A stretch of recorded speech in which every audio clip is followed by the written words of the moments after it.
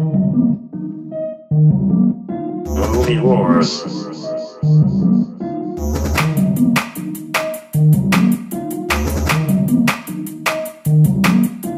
Ladies and gentlemen, welcome back to the Movie Wars podcast. Woohoo! I'm Kyle. Seth. I'm Evan Berke. He's back, baby. And I told you last episode to watch his special. If you didn't, stop what you're doing. Go listen to the special. Go watch the special on YouTube, then come back. If there's not at least a dozen more views on it. And by that, we mean a baker's dozen. So Yeah, I need baker's. 13. I need 13 views Wow. on that. You're on the show and you vastly underestimate our listenership. I love it. No. So, yeah, we're doing 3. If you don't know this, we do record all these in one day. We're doing 3 today. Yeah. So we need the brain power. We need it all. So today we're doing the second entry in our Bill and Ted series. We're doing Bogus Journey. Love it. Such Today. a good movie. Great movie. And it was Evan's idea. Seth had invited him to the show. We were stoked to have him. He said Bill and Ted, and I was like, holy shit. Yeah. And I dove in, and the nostalgia was strong, and it was good. And this one's interesting because, I think as a kid, and they talk about this a lot on the special features, that they deviated. There was a lot more darkness. Yeah. There's a lot of stuff left on the cutting room floor. Oh, interesting. Yeah, because Okay. originally this was called Bill and Ted Go to Hell was the original name. Oh. And I just think that they looked at there was such a young audience that loved it. Yeah. And not just teenagers, but like sub-teenagers. Yeah. That were fans of this. So, and they were looking at it like, we got to like somehow keep that audience, but they really wanted to do a lot of new things. They didn't feel like, and you kind of mentioned this in the last episode when you were asking about Keanu, his star had increased. Yeah. Alex hadn't so much. In fact, Alex has mostly found his footing as a director and a producer these days. He does a lot of documentaries. He's really great, by the way. He has a few on Netflix, actually, that are his directed. Very nice. Yeah, he's very good. But Keanu had done Point Break and My Private Idaho with River Phoenix, and before River Phoenix passed away, he was like, Yeah. he was going to be a lot of The people. guy. Yeah, he was on the path to be what we consider Joaquin today. Yeah. That was River's path, and unfortunately he passed away. But Keanu had done that with him. And so all of a sudden, Keanu, between the first one and Bogus Journey, had these movies. He's starting to collect his star.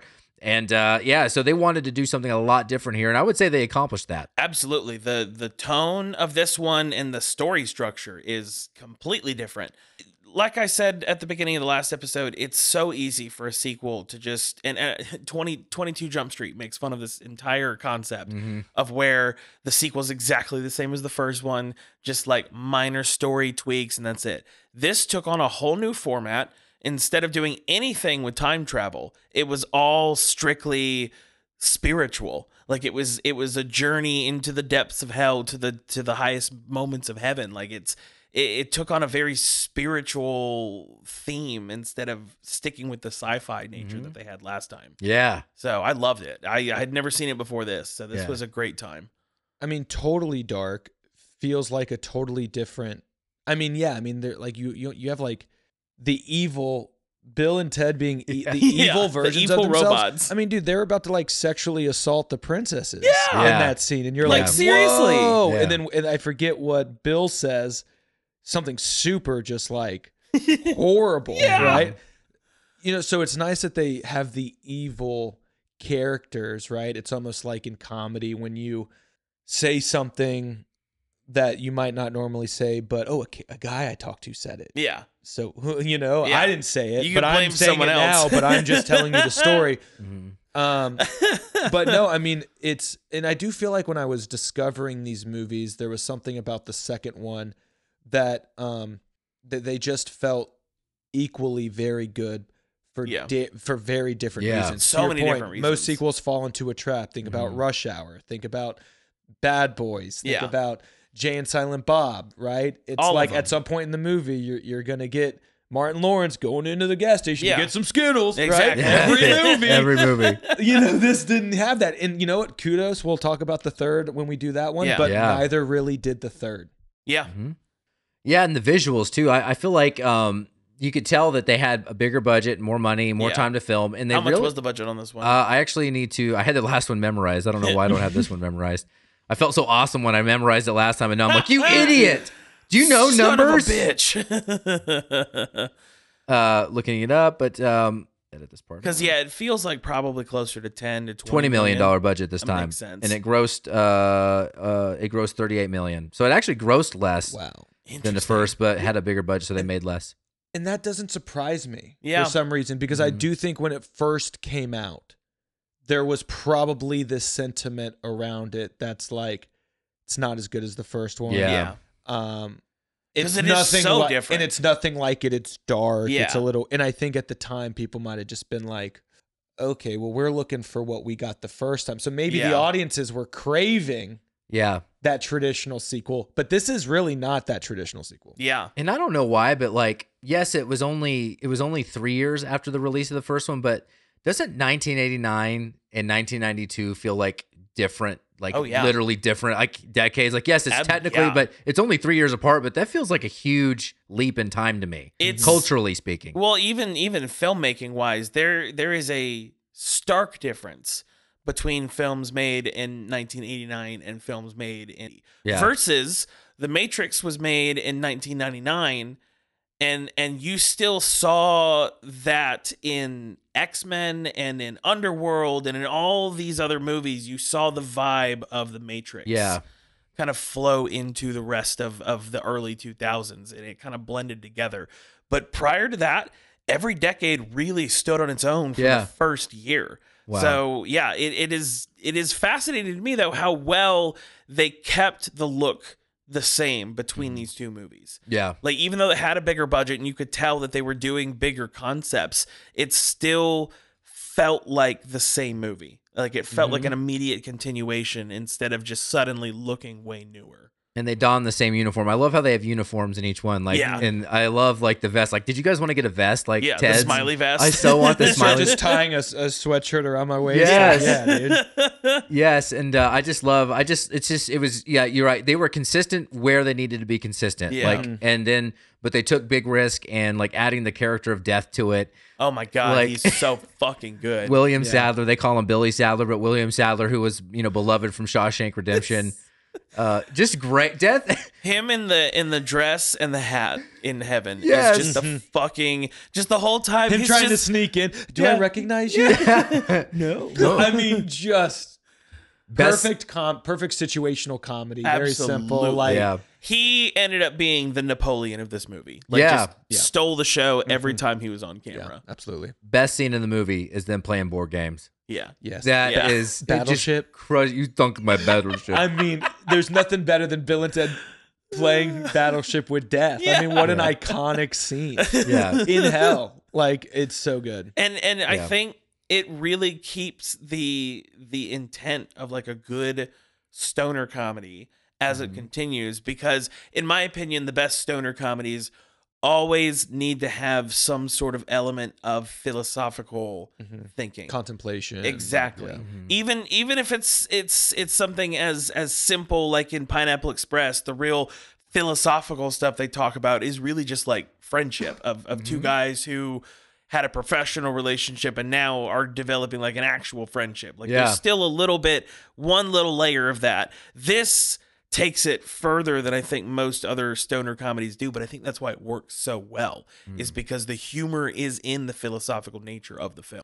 Yeah, and there's a lot of creativity here too, whereas the first one was kind of a pretty straightforward, like we kind of knew what the premise was and it went forward. Yeah. They chose to kind of take some side stops here, Yeah. like in Hell. Like, by the way, a really actually, even though this is a Bill and Ted film, a very interesting depiction of hell. Yeah. Like, actually very creative. Yeah. Very creative. Yeah. The way, I mean, really, I mean, that's what really stuck with me was how they were like, and it was unique to each of them. It Yeah. was their own personal hells. Which actually kind of feels like what hell would be. Yeah. It's like, who did you hate the most? That's your Yeah. roommate. Yeah. Yeah. What did you hate? What record did you hate the most? Yeah. That's going to be playing 24/7. That's all you're going to hear.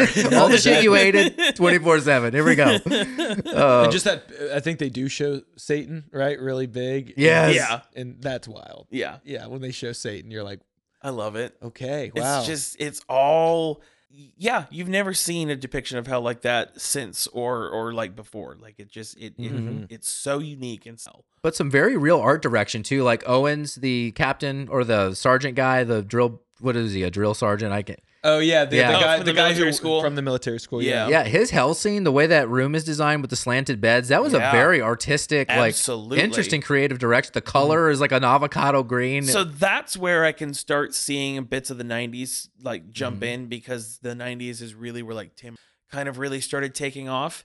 and he kind of, without Tim Burton, you wouldn't have Harry Potter. I'll put it this way, because Harry Potter, the architecture in that is very off kilter, off center. Everything's kind of just thrown together. It's supposed to look that way. This, using those types of angles, you didn't really see them outside of like the weird, like artisty, you know, like indie films of the time. So to bring this into a more mainstream look, and use it in this trippy ass hell sequence, I think was really cool. This film definitely asked more of us, though. Like, I think once we get to the stations, and I like it, but I remember thinking, okay, this is a shift. Yeah. Like because we're in hell, then death is in hell, and then like we find these amazing scientists that are furry. Yeah. Like, and they're so good. I love how they're like, you think the most advanced scientists in the universe are human? it's just so good. Funny. So perfect. Yeah. And their butt, like their ass is just hanging out. Yeah. Like, so good. And then the fucking their version of the robots at the end, like it's so many weird but good choices. It's one of those things that really you're looking at it and you're like, none of it makes sense. You've got death, you've got little furries, they turn into a big monster to defeat this other monster. You've got evil robot. It's just one of those things that you're like, all right, did a 6-year-old give us this plot? And then you're like, oh no, this is well thought out, actually. Yeah. Let's be real. It definitely does feel like an improv class concept, but they pulled it off well. Well, again, in hindsight, we're watching it. I'm sure when it first came out, people were kind of like, yeah, what the fuck is this? But now in full context of the whole universe, you're kind of like, a very fun movie. Yeah. I remember liking it more now than I did when I was a kid, because I do think when I was a kid, I did feel that departure. I didn't dislike it, but I would rewatch the first one all the time. Yeah. I really didn't rewatch this one much. I would put it in, and then I'd be like, I don't really get it as a young one. But when I watched it this time, I'm like, this fucking rules. It's so good. Yeah. I had been told the second one wasn't as good as the first one. Me too. So that's why I never watched it. Me too. And so but then when I told my roommate that we were going to be watching it, she literally was like, oh, I love them both. Yeah. Like they're both incredible. So to actually get to feel that from this was very satisfying. Yeah. I don't want to simplify. I don't want to dumb down or whatever, like how I feel about them. But the first one just felt a great mainstream. You know, if we're talking about a hamburger, right? Yeah. It's like Shake Shack, you know, Yeah. solid, real good. You know what I mean? And then the second one just felt like almost like a hamburger with peanut butter on it. Yeah. Like, which Yeah. a lot of people they're are kind of incredible. like, a lot of people are into it. Yeah. But a lot of people just hearing that are going to disengage. Yep. Yeah. And there's something about the second one that was so unique, so out of the box, so not really trying to hit a mainstream market. Yeah. It felt like the second one was really just trying to like ride the wave and let's get the same people that saw the first one to see the second one. We'll call it a win. The second one just felt like they were like, we don't have to appeal to anyone other than people that already liked Bill and Ted the first. And then over time, it just ends up growing on. Growing in just its impact. Also, in my opinion, what a crazy decision to do a sequel that did not bring back any, other than obviously like Missy and the dad, it didn't bring back any of the supporting cast from the first one. Yeah. It was a whole blank slate Bill and Ted adventure. Like it wasn't in any way trying to rehash what the old one was. I mean, so, and speaking to the darkness, the Missy of it all in the second one. Yeah. Shocking. Yeah. Like really shocking where you're like, ooh. Yeah. I mean, whoa. Oh my God. You're like, they got a game going here with Missy. Yeah. I like Yeah. how they did in the third one too, but Yeah. I mean, just like, that's when you realize you're like, this is taking a turn. They're not, Yeah. what was the second one rated PG-13? Yeah. Probably? Yeah. it had to Okay. be. Yeah. I mean, they definitely. I think they had to. I think there's a rule around if a movie has depictions of hell, that's something that Okay. the MPAA has made considerations for. Isn't that weird? Interesting. Yeah. Yeah, but meanwhile, the Grammys is like, Yeah. Right. Let's go twerk on stage. teach your kid to watch it, everybody. Yeah. It's like, unless your depiction of hell looks like a smoothie shop or, Yeah, you know, right. but no, absolutely. Yeah. You may have some evil versions of yourself running around out there in the ether, and they're evil because you didn't share movie wars with them, or you didn't share Evan Special with them. You bastard. The only way to make it right, you can A, time travel, you can descend to the depths of hell, or you can share movie wars. Yeah. Right? That's the easiest one. It's never too late. What's the name of that song at the end? The Kiss song, God made rock and roll for you. I love that song. Did anybody else like make a playlist? I love that song. I like so made good. 3 playlists after I watched each movie. I was like, and I've been listening to them nonstop. My wife was like, "Why are you doing this?" I'm like, "Listen." It really blows my mind that wasn't the song that united, I know. Yeah. because that song is so good. That chorus, it's so good. Gave rock and roll to you. I mean, how is that not the song? But Yeah. I agree. That's what was one of my biggest qualms with the third one was like the song was in the last one. The song was great. The song might have been better than that. But it's kind of like COVID. We thought it was going to unite all of us. Or on the brink of World War III. So listen, we forget real quick. We get brought together, and then we're like, "Yo, I'm done with that song. I need a new song." Yeah. And until I get it, Yeah. we're no longer united. Yeah. Instead, COVID just surfaced any impending mental illness that we had under the surface. It just brought it up immediately. Yeah. So thank you, COVID. We hugged for a while, and then we're like, you're too close. Yeah. Yeah, I don't. You're too close. Yeah, We all became autistic and said, "Don't touch me." and stop posting shit on Facebook. We get it. You read the news. Yeah. All right, very good. The questions. Questions. Imagine jumping into your dad's body. So I don't know funny. about you guys, but for me, that would mean crabs and liver cirrhosis. Oh shit. So yeah, what about you guys? Okay. I would be a bodybuilding preacher. Oh yeah, your dad's a bodybuilder. Yeah. Yeah. Well, pre-aortic tear. Now he can't work out anymore. Oh but God. Yeah. He'll be able to work out lightly soon, but yeah, no more bodybuilding. At 65, he's finally retired. So You guys should see a picture of him. Holy shit. it's kind of nuts. But yeah, that's what that would be. I'd be an amateur ventriloquist, but I would also be really good at roasting coffee. Oh, okay. Wow. And investing money. So Are you dunking on my dad on his liver cirrhosis? You want to fight? you're the one who asked. I'm just messing. My liver would be clean as shit, bro. Like, Damn, that sounds good. I'll jump into your dad's body too. I'd have a sauna and a pool in my backyard. Like, Damn. Wow, I got fucked with the whole dad thing, huh? You got room for a couple more in there? Yeah. We're all jumping in Seth's dad. How big's your dad?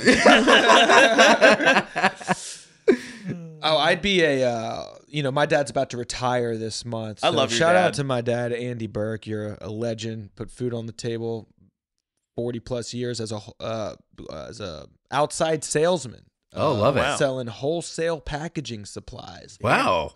In Metro Atlanta. That's what I'd Wow. be doing out here, just in warehouses, taking inventory, Yeah. being like, what do you need? I love it. And then serving it up. the warehouse fixer. My dad was also, for a long time, he was a basketball referee, varsity high school and women's college Oh, wow. basketball. I did that for years, I believe, Man. or so. And so that was his comedy, so to speak. That was Yeah. his hobby. When That's where he took the power back. Nice. Yeah. When He I was was like, at Yes. when I was Got at that whistle. Belmont, our dorms were assigned the women's basketball team as the team that we supported. So we Yeah. went to all their games. So I I'd would be- have loved that dorm. Yeah. So I'd be out here running around. That's what I'd be up to. Yeah, I love that. Man, your dad should collaborate and talk to my dad. They're both in Atlanta. Yeah. Maybe they Really? could They collab. are actually, yeah. Yeah. Did you guys run into each other in Atlanta? Nope. Never. Really? Never We once. just met here. Yeah. Interesting. Yeah. I think we're on different sides of town. Atlanta's yeah. pretty big. Yeah. Yeah, big town. Yeah, I'm up. My parents are up in Camp. Mm. We're Okay. not in Marietta. We're kind of close. Yeah, my dad grew up in Marietta. A lot of people in Atlanta. Yeah, A lot there of- is big. A lot of people between us. Yeah. Like as close as Canton is to Marietta, it still takes like 35 minutes to get. Oh, I know. Yeah. Yeah. I get honked at because I can't drive for shit, and every time I ever had to do a gig or anything in Atlanta, Yeah. I just decide I'm just gonna go home. Yeah. I can't handle this traffic. Like skyscrapers downtown Atlanta, people going 60 miles an hour between the sky. Like I'm like, wait, I thought we went slower between the buildings, and people are like, get off the road. I'm like, Yeah. oh my god, I don't want to. I'm done. I'm never doing comedy again. You hit 75, 85 where they merge and it's like 12 lanes of traffic, 16 lanes of traffic. It's nuts. Small town Arkansas boy here, man. That was petrifying. Yeah. Yeah. Yeah, I don't want to jump on my dad. I mean, he's especially now that he's dead. Oh, fucker. It's just nasty. I don't know how gonorrhea does in the grave. Yeah. But yeah, I'm sure it's not great. It's probably like a Jason Voorhees look. You might just be dust in the wind. Yes, nice callback. But I also, the reason I asked this question honestly was because that was one of my favorite scenes as well. Yeah. Was and Hal, what was his name? The actor who plays Ted's dad, Hal something Jr. I don't. Hal, is it Hal Landon? Maybe. How could I forget? I'm sorry. This is amateur hour. Hal Landon Jr. They actually, the way he prepared, I'll go ahead and just do a rando now. The way he prepared for this role to do that scene was he watched Excellent Adventure over and over again and just kept studying Keanu's mannerisms. Oh, that's fantastic. Because he really wanted it. And like, It's so good. yeah, and because they kind of started off filming like I was like, how much like Ted do you want me to act? He's like, oh, just a little bit, not too much. And then each time they kept asking him to ratchet up. He's like, you want me to go full Ted, right? And so that was him like trying to go full Ted, and I love it. It's so funny. It's such a wonderful scene. It's so good. That Easter bunny was creepy as fuck, wasn't it? Oh my god. Oh my god, that's the scariest part of the movie. Yeah. Is that Easter bunny? That whole hell scene, I think, is the reason why you just never went back. It's Yeah. so disturbing and uncomfortable. Yeah. And you're kind of like, I think we all got it, but it just doesn't, when we were younger, it just didn't feel, Oh, Yeah. definitely felt unique. And I love to tap back in every now and then, but it just didn't feel as like, as smooth going down like the first one. Oh, I'm sure. But at this point for me, I think this is actually probably going to be the one I revisit more often for a while. Yeah, Just 'cause agreed. it's so different. It's so unique. And those corridors, they felt like Alien level movie corridors. Yeah. Like I was like, this is like taken from Alien. It was very uncomfortable. The hazy orange color. It felt like Yeah. Alien 3. No, you could definitely tell that a good chunk of the budget went to the actual set building because there's a lot of attention to detail that they paid. Like that iron jaw thing they're trying to climb, that was built for set. nice. Yeah, they built that so it was actually to size and everything. That's cool. Yeah, so I mean, oh, that's so good. it is. All the hell sets are. I love too how each version of their own hell had a different color. Yeah. Like the drill sergeant was green, and then it was pink with the Easter bunny, and then the grandma. Like Blue. everything was so distinctive. Yeah. I love that.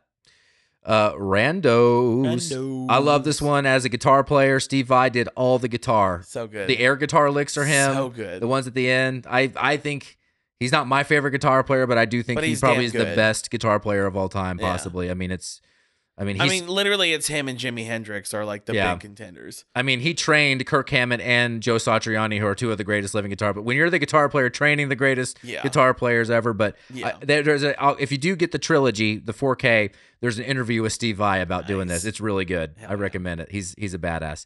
So Denomalos, the villain, the guy, the Darth Vader looking guy, that is Ed Solomon's name backwards. Oh, nice. That's the writer. That's how they actually got the name. So That's funny. they just insert themselves wherever they can. I mean, why not? Yeah. Joss Acklin, that actor, so he was a classically trained actor. So last time we talked about how cool Carlin was to everybody, and that was not the case here. Joss Acklin hated Alex Winter and Keanu Reeves. Oh, wow. And apparently Who did he play? He played Denomalos, the black leather bad guy, the bald, Okay, the villain. Okay. Yeah. Okay. And he hated them. He thought they were. I guess he called them a waste of talent. Oh my god! And so Why? so they just started fucking with him, and they apparently started playing pranks on him and just messing with him because they did say though by the end though he did warm up. He finally was around enough, and he warmed up, and he loved that gun scene with the flag, and they actually kind of like got him to warm up with that. Hell yeah! So y'all, it's acting. You're getting paid to play pretend. Okay. Stop starting these fucking rivalries where you're just like, you're a waste of talent. You're getting you're paid to play. Like, to have fun. Just have fun. Don't be an asshole. And this was right in Joss's wheelhouse. I mean, this is the type of character he's always played, and this was not difficult for him to do. I mean, he was playing the guy he's played in dozens of other. Yeah. This reminds me of one of my favorite stories from Caddyshack, Ted Knight, with Bill Murray, Chevy Chase, and all the guys are like coked out of their mind in the 80s and changing the script every 5 minutes. And Ted Knight hated everybody. He was supposed to be a stick in the mud anyway, and he truly was a stick in the mud because everyone else was just coked out of their mind. And he was just like, I hate these guys. So I've been, especially when you're on weed energy, I've been around coke energy, and it gets hard to keep up. Yeah. Yeah, it was like Wall Street, man, like coke in the 80s. Like at first it was like, I think we can get a lot done now, but by the 85, everyone's just like, fuck. Yeah. I got the coke farts. I can't do this. My nose won't stop bleeding. All my joints are stuck. Yeah. My insides are deteriorating. I love how those scenes with the villain, it's like the way that the future's depicted with like big shoes. Yeah. like just like all of these weird like unnecessary planet rings pieces around. Yeah. It's like, but then you look at like the type of shoes that like Justin Bieber wears. Yeah. And these people wear, and I'm like, they're wearing big shoes. It's kind of happening. Yeah. What's the big shoe craze? Yeah. Yeah. Or it's if so you're fun. Kanye, you're wearing a sock with a sole on the bottom. The wrestling boot, man. Like Yeah, exactly. He's also got a great wrestling podcast. It's The spandex stand-ups. Yeah. With Drew Harrison. Marianne has been hitting me up about a joint podcast between the two of us. Oh well, we got to maybe we got to talk about wrestling movies. The Iron Claw. Ooh, Iron that'd be- Claw. I will that'd be cry. Iron Claw. I mean, have you seen The Wrestler? Wrestler's a great I'm film. gonna cry at that too. Both fantastic. Why are wrestling movies so damn good? And Ready to good. 'Cause it's Rumble. depressing as fuck. Yeah. There's a lot of good ones. They just put out another great one.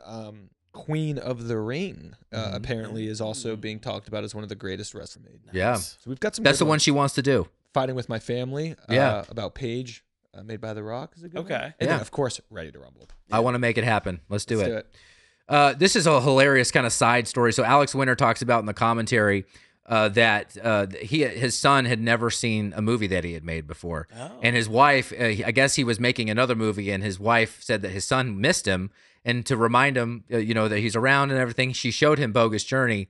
Oh my God. Huge mistake. Yeah. Oh wow. Because he was a young kid, he thought his dad was actually an evil robot for a long time, and he came home and he like ran away from his dad, frightened to hell. So huge mistake. Alex Winter's wife showing their kid Bogus Journey, wrong movie. Because that's a hilarious sad. story. That's a great story. I know. That's why I love commentaries. Like that's just shit you don't pick up. Like you can't find that fact online. Oh my God, that's so good. Again, writers Ed Solomon, obviously they were the ugly and stupid waiter in the last one. In this Yeah. one, they're in the seance film or the scene. So Yeah. they're the stupid and ugly That's seance. a fun scene. That's so fun. It's really good. Yeah. Yeah, there's Harrison Ford has joined the room. Harrison. I actually was wondering where Harrison was. Yeah, he's around. He goes wherever he pleases. And I don't even Shits in like his cats. $350 automatic scooping litter box. I would love to be your cat. Spoil him. I would be living so well. No wet food though, because I'm not going that far. Fuck the liver. Last rando. So there was an original ending, and they filmed this ending, and it Okay. did make it. It may have been the most expensive scene to make too. Originally, the ending was going to be the way that they beat Denomalos was all of the Nightmare folks, the Easter Bunny, Yeah. Grandma, and Owens were going to have a car chase. Oh. And they were gonna there was this big action sequence where the Easter Bunny was apparently driving a car, and they filmed this thing, and they were like, "We I can't." would love to see that. I know. Was there footage in the behind the They scenes? said there you will never see it. They're said. like, it is so bad. Yeah. It's one of those things where like I would like to see it, but I know it's not good. Yeah. Yeah. Well, no, because like it's perfect if like those characters are in another world, but Yeah. if they tried to bring them scene or whatever and like make them a part of the real world, I just don't Yeah, it just gets too see that working. It complicated. gets too complicated. Yeah, you got to keep them as part of like, no, they're in hell, they stay in hell. Because sometimes, I mean, very often that happens. Like when Lord of the Rings was being shot, instead of fighting a gigantic troll at the end, Aragorn was supposed to have an actual duel with Sauron. And when they finished the filming of it, they looked at it and they were just like, "This just isn't going to work."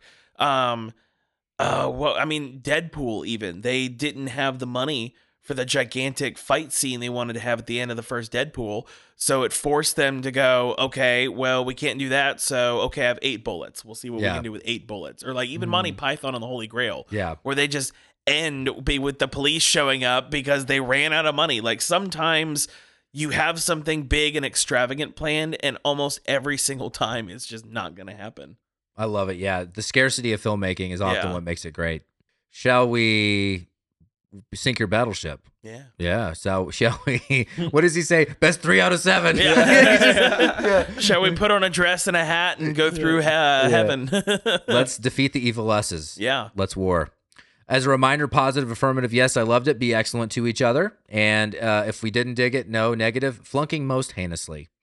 Top bill cast. And this is Keanu Reeves, Alex Winter, and also William Sadler, who William Sadler has a hell of a career. Shawshank Redemption is where a lot of people love him, but Die Hard 2, The Mist, he's just done. I think he was in The Green Mile. I mean, this dude has done. And that's Death.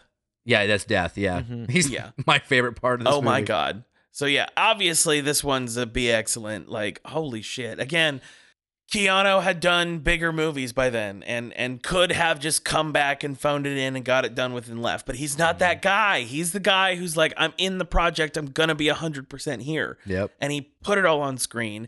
Alex Winter, just again, like we said with the last one, he kept doing the thing and it worked out beautifully. And then to throw Death in there was the fucking funniest shit. Yes. It is so good. He had the terror when he needed it and the timidness when he needed it, yes. and could get hit any point in between. So it's definitely me. Love it. What do you think? Same. Be excellent to each other. I mean, the way that William Sadler came in and really filled in that Rufus role, that mature, hey, I'm your guide through this movie. Yeah. I'm your, I'm that mature person that can provide some perspective. Yeah. And then just this kind of playful dynamic. So no, I mean, Death is one of the all-time great, I think characters of the 90s because of this. Yeah. So be excellent to each other all the way. And of course, everything you said about Keanu and Alex. Yeah. Yeah, and I just think that describes Keanu to a T. I just think whatever he does, he goes for it. Yeah. I love that about him. Even down to when he's cameoing in an Ali Wong movie on Netflix. Like he's there. And Cyberpunk he's fantastic He's in that so video good. game. In such a shitty game, he was so good. Man, after the updates though, that game fucking rules. No, the story is great. Yeah. The story and it even as buggy as it was, it still pretty much worked on PC, which is what my friend played it on. Yeah. That's what I watched. So it was solid, but yeah, he was so good. So good in it. I agree. And I actually didn't know it was William Sadler at first. I've liked him in all those other films I mentioned. And then when I saw it, because with the paint and everything, I just didn't. I was like, that's him? Yeah. I was like, it really was kind of out of character for him. Because he's done a lot of action. He also was like a Southern prisoner in Shawshank Redemption, kind of a Southern dude.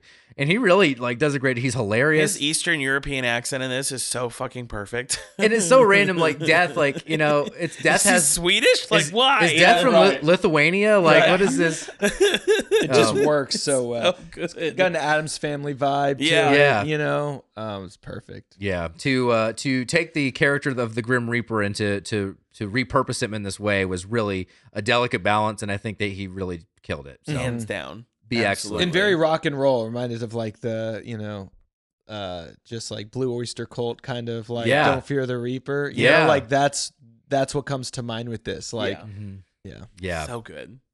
I love it. And also, one more thing. I do think that Keanu and Alex did enough here to differentiate with the evil us's. Because they had to do all of it. I think that scene, the sexual assault scene you mentioned, like that was, I hated that scene. Not because it was a bad scene. It was just like, I hated seeing these guys that we love do horrible things. I'm like, what are you doing? And it's crossing a line from the first movie. Absolutely. Huge. They really cross a line. I mean, honestly, if anything, that's probably what pushed it.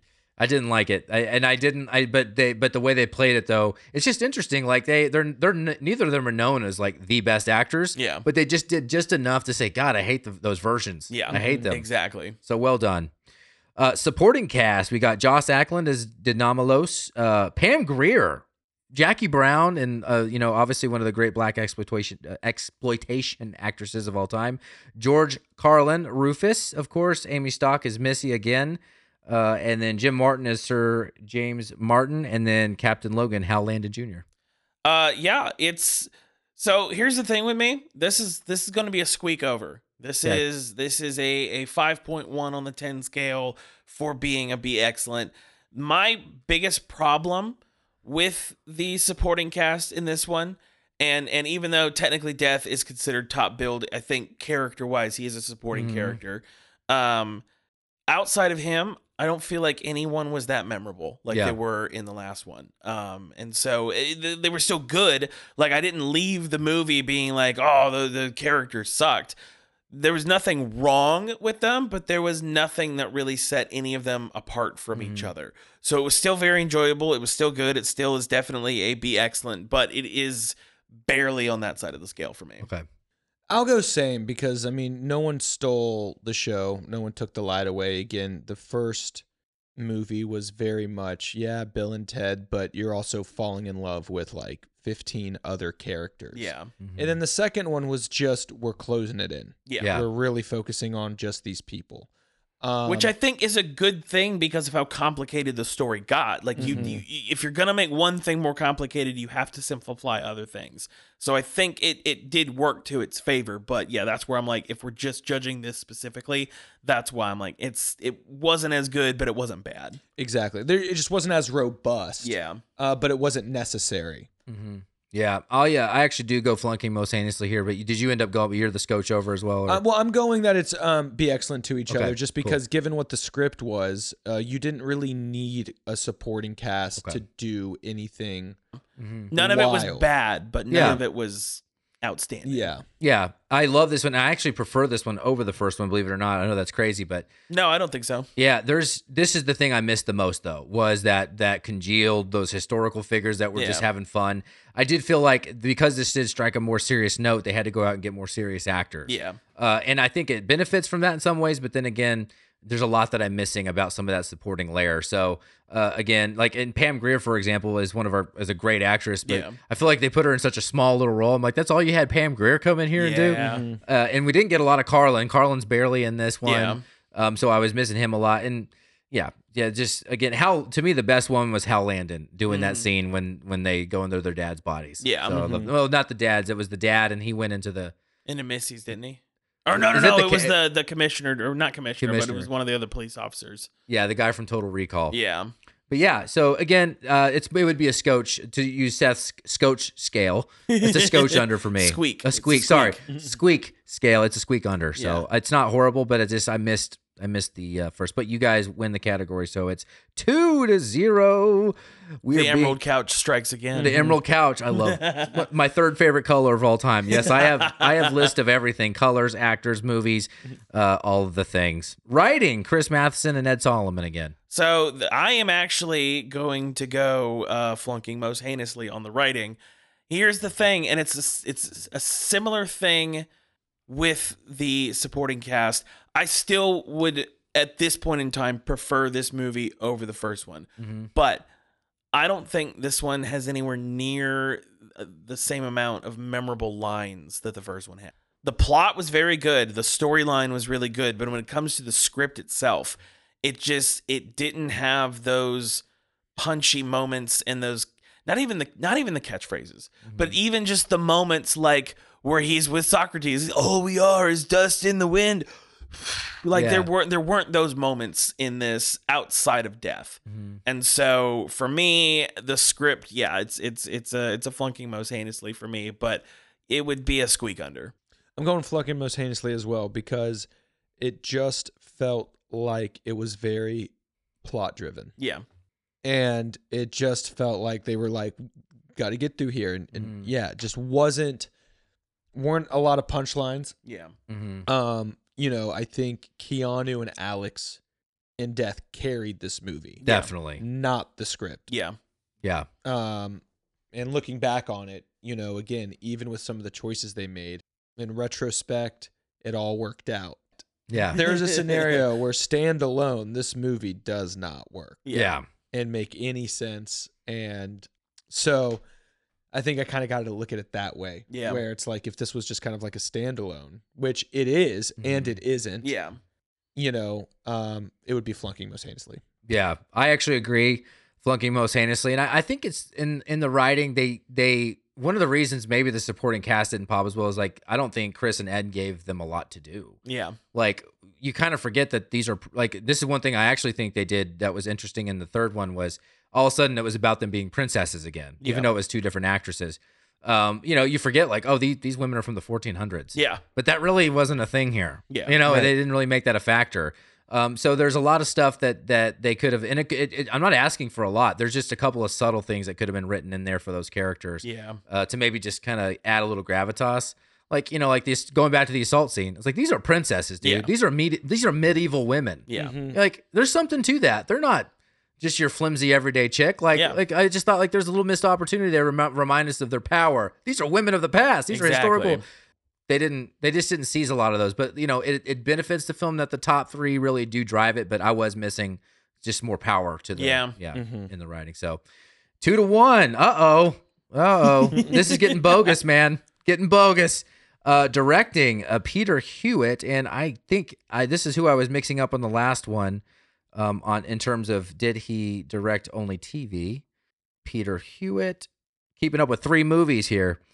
Thunderpants was the first thing that came up in 2002. What a name! The Candy Show, and Garfield the movie. Oh wow. Yeah. Oh my God. Yeah, Bill Murray's biggest regret. Yeah, which we referenced. Maybe not, actually.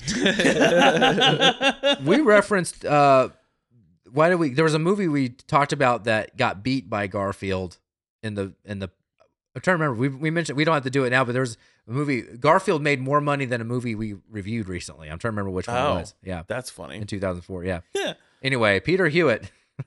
Did it make more money than Kill Bill? Yeah, maybe that's what it was. It may have been. Yeah. I'm gonna give him a B excellent. The script he was delivered, as we just discussed, not as good as the first one, but I think he took it to the furthest place it could go. I think he made it something that was truly unique, and the things that always stand out to me in the week that since I've watched this movie was the visuals and the way that he kind of pushed the visual boundaries that the first one kind of set up. So no, I definitely love that. I'm going be excellent to each other. The script was with how you wanted to contrast it from the first one, make it a little darker. And again, I just go back to those scenes in hell. Yeah. Yeah. So, you know, I think, you know, towards the end there, the movie gets chaotic. It was so chaotic at the end. Yeah.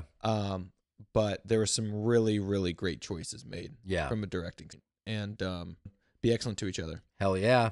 I am too. And one thing that's interesting, I was thinking about how we were admiring the special effects of the last one. Here it's sets. Yeah. And they're dealing with a lot of sets here, like a lot of different, very like disparate sets, like from hell to the different rooms in hell to the apartment, the desert. Like there's a lot of locations here. Yeah. And it's very, like, there are a few plot loopholes that I don't dig. Like, I don't like how that is all of a sudden, like, this is the movie where the last one, it was kind of charming that we didn't care about the rules of time travel. Yeah. Here, it was a little less charming and a little more, okay, this time I'm not buying it as much. But I'm impressed with the scale of this film versus the last one. The budget's not that much greater. I mean, $20 million, and 3 years later, I guess it's pretty good. That's a jump. It's pretty good. That's a solid jump. That's true. I think he did a significant job, and overall it's a visual feast. It's a great story, and I love how they really leaned into the creativity of this one. So absolutely, totally. Be excellent to each other. It is. What are we at? We have 3-1 here. Woo, woo. Woo, woo. We are going into what's in front of us: cinematography, production design, sound, costumes, editing. Yeah, I mean, as we've just discussed, this is obviously a B excellent for me. In addition to just the directorial choices, everyone on the side of making the things that were on screen, fantastic. What animation was there?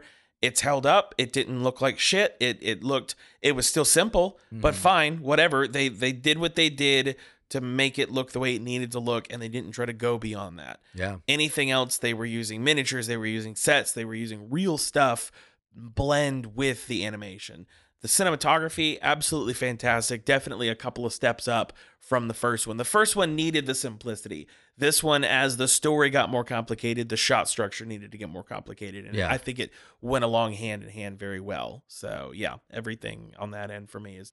Yeah, be excellent to each other. I think the script wasn't great in a lot of ways. Yeah. And these things is what made the movie great. Yeah. Across the board. Was shot, the set design, the cinematography, like the costume, like really all of that is what carried the movie, was really the visuals of it and the production, because 100%. the script, again, I think we're all kind of like, even here, I'm sitting here and I'm like, what happened in that movie? Yeah. Yeah. Like what actually happens at the end? Like Yeah. it goes on such a weird, like, where you're still into it, but there does come a point in the movie where you're like, I don't buy this anymore, but I'm still here in the world. Yeah. And so when all we're left is the world, that's the world. Yeah. 100%. No, I totally agree. There's so much visually that I'm loving here. And yeah, it's a total be excellent to each other. I love, again, I go back to the uniform thing. I just love that in every movie they're wearing the same thing almost the entire time. And like, you almost just buy into that they have uniforms. Like, this is Bill's, this is what they're all going to wear. The Grim Reaper looks awesome. Everything looks awesome. I even like Denomalos's kind of weird take on Darth Vader. One thing I saw in the special features was like, even at the very beginning when they're in the classroom, when you first see Rufus again, like the way they made that lighting was it's practical. They used like a ultraviolet tape. Oh yeah, and it's like a reflective, and it's made to reflect ultraviolet light. So that's what they did with lightsabers. Oh, really? Okay. Yeah. So that's why it's not a lighting effect. It's actually how the light looks bouncing off cool. this. So they went very practical here, and it works. Oh, and the way they made the future look was very like almost cheesy, but again, that's what we want in Bill and Ted. It was just cheesy enough. Just cheesy enough, yeah. I mean, even when the guys have like the guns and stuff, I'm like, those look like water guns. Yeah. It's like it looked like they were. It's like painted super soakers, and they're all walking, and it's just squishy. It's I'm like, this is hilarious. Well, one of the movies we covered a while ago was called Upgrade, and we in my research I found out that one of the guns that they used from like an original Nintendo console. So I love when you can contextually turn something like that you wouldn't think of working into something that actually ends up looking really good. Yeah, I totally agree. Yeah.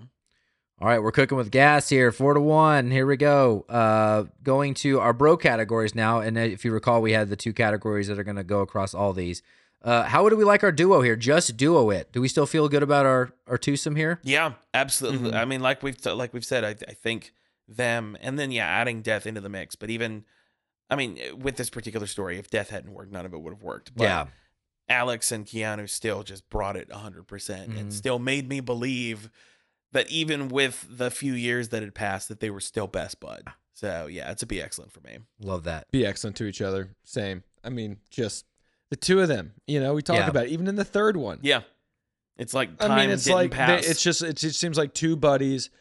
I think Keanu and Alex's love for filmmaking and love for making this film and being these characters just comes through when you're watching the film. You know? And so it's just hard not to really just be bought in. I love it. And I think the reason I would go be excellent to each other is like now we have like three different versions. It's such a great duo that we have the robot duo and we have the evil us's. Yeah. It's like the branding of this and the charm like of this duo is so great that they can do different versions of it, and like that they're able to make the different versions. Like I don't know why, but I really find the robots endearing. The robot versions of them. Oh, even. yeah. It's like I love that. Even the evil ones, when they're like banging the thing against their head, they're going in the room like throwing stuff. You're like, this is silly. Yeah. To me, the evil version of them was like if they didn't take the right medications like that day. There was like they just forgot one or took too many of one, and this is why they're acting this way. It was just tweaked enough to be bad. So no, totally love it. All right, it is 4-1, or is it? What is it now? It is 5. It's 5-1. 5-1. That's right. All right, last one. Back to the Future. So last time you kick us off on this one because you had an interesting perspective that the last one wasn't like a true time travel film. So what do you think about the time travel elements here? I mean, again, I think this one's less about, for me, like time travel and more about that spiritual journey. Yeah. Going to heaven, going to hell, dying, going to heaven, going to hell, reliving your past. So this still doesn't, it's going to be failing most triumphantly as a time travel movie for sure. Yeah. Because they kind of abandon it all and you're actually now time traveling in a different context, which still isn't time travel. It's more just like you died and you're looking back on your life, which I don't see that as dimension traveling. I don't see that as, exactly. Yeah, same. It's not a time travel movie. It's a movie that has a couple of time travel elements. And I would disagree with you. I would say the first one is definitely at all. So yeah, only in the fact that it's not a time travel movie does it fail most. Interesting. Yeah, I'm struggling with this one because even though it's not like real time travel, it's more like interdimensional death, life stuff. Like I still love it. Yeah. Like I still love the bouncing around. So, oh yeah, it doesn't make it any less of a movie. It's just for this particular thing in context of a time travel trilogy, it's the one not time travel movie. The one time they in the I guess the reason I would go to use your squeak under, I would go a squeak under on Failing Most Heinously is because the way it was used was almost to fill a loophole. Yeah. And that was the not being able to play guitar yet. So they did it quick. And I was like, oh, okay, so you're just going to kind of do the time travel thing like you did in the last one, but not really do it. Yeah. But it felt kind of like just to patch it up. Yeah. You know what I mean? So, yeah, I also go, Failing Most Heinously here. Yeah. All right, 5-2. Solid. Yeah. Solid. It's funny that I scored it worse, even though I like it better. Yeah. But well, again, it's like when you look at individual elements of certain things, sometimes these parts of it aren't as good, but for whatever reason, the product as a whole just feels. Well, 5-2. I'd love to know what you think about this one all. And we're going to do something interesting. We're going to go into Face the Music, a COVID reboot. Yeah. And, one of those movies that was made or released during COVID. And it has, that kind of attached to it because I remember watching the Comic-Con and the special features and they were all on Zoom. And I almost couldn't watch it. I was like, this is just too much. Yeah, this flashbacks. Is just PTSD. They should just redo it and do it in the same room. But it's going to be interesting to see how we all, everyone in the audience knows I have a hard time with reboots. I'm old guy. Yeah. I'm a clinger.